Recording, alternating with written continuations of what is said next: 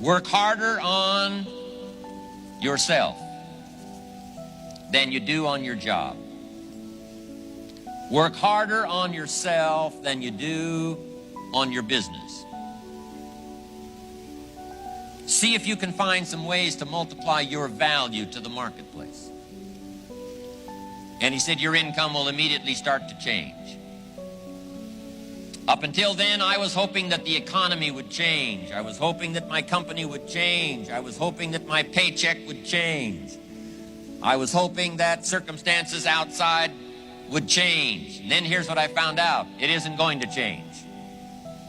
So then my question was, if it isn't going to change, how will my life ever change? And here's what my teacher taught me. When you change, everything will change for you.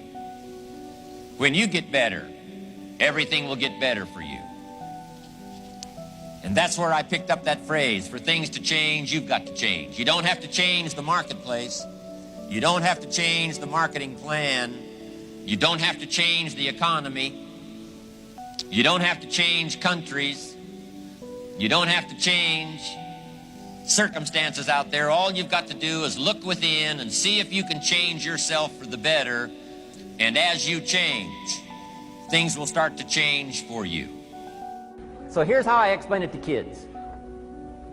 We get paid for bringing value to the marketplace. Key to understanding economics. We get paid for bringing value to the marketplace. Now, it takes time. It takes time to bring value to the marketplace, but we don't get paid for time. It's very important for kids to understand, as well as adults. We don't get paid for time. Mistakenly, the man says, well, I'm making about $20 for an hour. Not true. Not true. If that was true, you could just stay home, have them send your money. No, it's not true. You don't get paid for the hour. You get paid for the value you put in the time. So we don't get paid for time, we get paid for value. Now, since that's true, here's one of the key questions of the afternoon. Is it possible to become twice as valuable and make twice as much money in the same time? Is it possible to become 3 times as valuable as you now are and make 3 times as much money in the same time? Is that possible? Of course. If you want to really emphasize something, that's a good phrase for it. All you have to do to earn more money in the same time is simply become more valuable. The guy says, I want to be a great leader. Wonderful. The first thing we do is follow him to his house. When we get there, we walk in and check his library, number 1. Somebody says, well, why check his library? The reason is because what a man reads pours massive ingredients into his mental factory, and the fabric of his life is built from those ingredients. You would not believe what some people have got in their house to read. You would not believe. One of the best dressed up words I know for a lot of it is trash. Can you imagine dumping a barrel of trash into this mental factory every day and coming out with a rich, dynamic, positive life? It can't be done. You might as well try making a cake with cement. You got to be careful. See, it doesn't matter who hands you the bad stuff. It doesn't matter where you get the bad stuff. It'll still do its damage on your bank account, wherever you get it. Mr. Schoaf gave me one of the greatest phrases when I first met him, when he said, Jim, every day stand guard at the door of your mind. How important. Stand guard at the door of your mind. And you decide what goes into your mental factory. Don't let anybody just dump anything they want to in your mental factory, because you've got to live with the results. The guy doubts himself, doubts if it'll last that long for him, doubts if he can do that well, doubts if he can make that much, doubts if he can accomplish all that. A chronic, excellent self-doubter. You can imagine what damage that does to your future. So here's the key. Turn this coin over and become a believer. And there's many things to believe in. One of the majors is yourself. The understanding of self-worth is the beginning of progress. Now, if those three don't get you, this one will. Worry. That's a devastating disease. Worry causes health problems, social problems, personal problems, family problems. It's devastating. Worry long enough, it'll drop you to your knees. Could reduce you to begging. I know how bad this one is. I used to have it bad. I used to be known as a super worrier. Not a super warrior. No, super worrier. My family wished I'd have been a warrior. I got those years to make up for. But I'll tell you what. My advice to you is do what I finally did on worry. Give it up. Who needs it? I'm not saying it's easy. Some people never will have much. They're too cautious.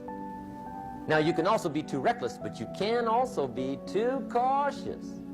This is called the timid approach to life. And my caution was always the risk. Risk used to drive me right up the wall.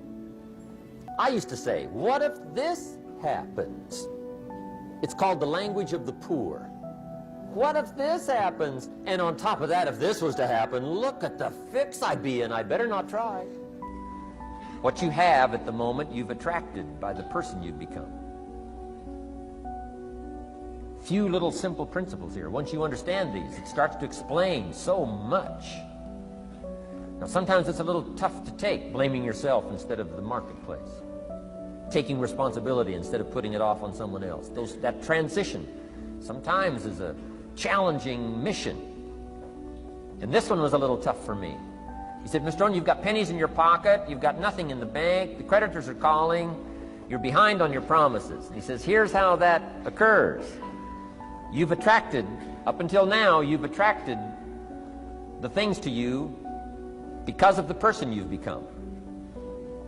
Now I said, well, how can I change all that? He said, very simple. If you will change, everything will change for you.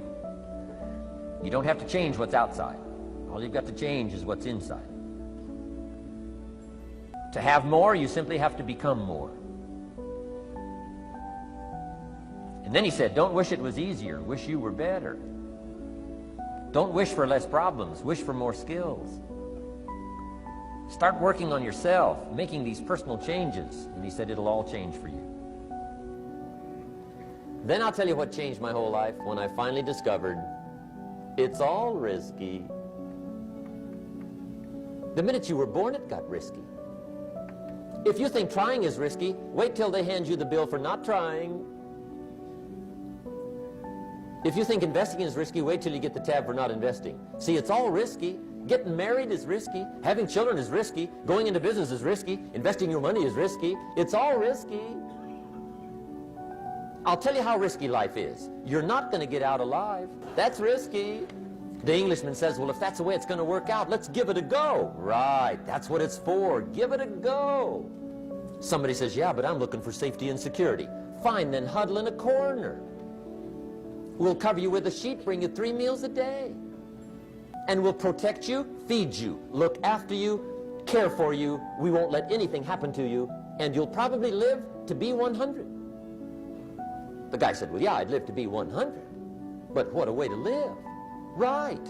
What a way to live, safe and secure. Don't ask for security.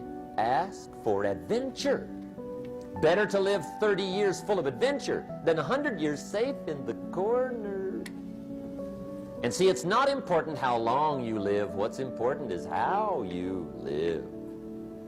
Here's what success is. The steady progress in reaching your own personal goals. That's what success is. The steady progress in reaching your own personal goals. Designing your life like you want it and making steady progress to get there. That is your personal design. So don't let anybody design your life for you, tell you how you ought to live.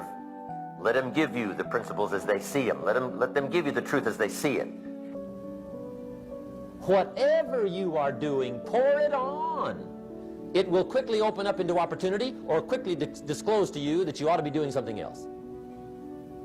The delusion is, if I had a better job, I'd really pour it on. See, that's delusion. Wherever you are, pour it on. Don't give somebody half a job for a day's pay. Pour it on. See, that'll help change your life. Get rid of this disease. Would a company pay somebody for 1 year's work $52 million? And the answer is, of course. This is one of those of course places. Of course. If you help a company make $1 billion, would they pay you $52 million? The answer is, of course. It's chicken feed. I mean, it's not much money. Now, why that much money? Because he has become so valuable. Now, why would we pay somebody only $4 an hour? They're not very valuable to the marketplace. Now, we got to make that distinction, to the marketplace. Might be a valuable brother, a valuable member of the community, valuable member of the church, valuable member in the sight of God, to the human family, of course, those kind of values. But to the marketplace, which is called what? Reality. Reality is, if you're not very valuable, you don't get much money. Those are called the facts. I mean, that's how that is. Well, then how do you get more money? Simple answer. Somebody says, well, I'll go on strike for more. Well, here's a major problem with that. Here's a major problem with that. You can't get rich by demand. Somebody says, well, I'm waiting for a raise. I'm telling you, it's easier to climb than to wait for a raise. Why not just become more valuable rather than wait? I'm telling you, that's the key to all good things. Becoming more valuable.